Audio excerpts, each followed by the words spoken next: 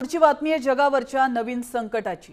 जग अजूनही कोविड-19च्या परिणामातून पूर्णपणे सावरलेलं नसतानाच जगावर पुन्हा एकदा नव्या महामारीचं संकट घोंगावत आहे। कोविड-19च्या परिणामातून पूर्णपणे सावरलो नाही आणि अशातच एक धक्कादायक बातमी समोर येत आहे। जगावर पुन्हा एकदा कोरोनाचं संकट येणार आहे का? नवीन व्हेरिएंट खरंच इतकं धोकादायक आहे का?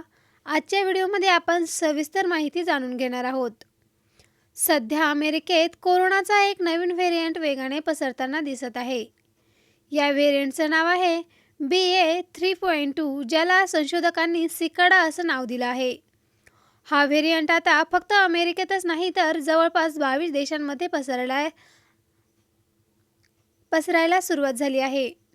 अमेरिकेतील अनेक राज्यांमध्ये या व्हेरिएंटचे रुग्ण आढळले आहेत। हा व्हेरिएंट नेमका काय आहे?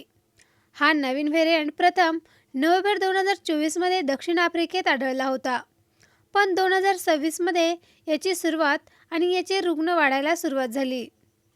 संशोधकांच्या मते हा व्हेरिएंट जलद पसरू शकतो, तर काही प्रकारांमध्ये याचे लक्षणं सौम्य असतात, पण काही ठिकाणी गंभीर परिणाम सुद्धा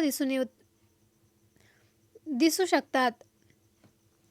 आता सगळ्यात मोठा प्रश्न म्हणजे हा व्हेरिएंट पुन्हा लॉकडाऊन आणणार आहे का?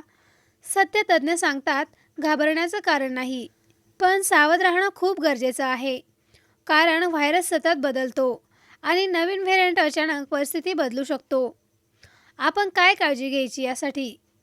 गर्दीत मास्क वापरायचे आहे, हात स्वच्छ ठेवायचे आहे, सर्दी खोकला असेल तर बाहेर जाणं टाळायचं आहे, लसीकरण वेळेवर पूर्ण करायचं आहे।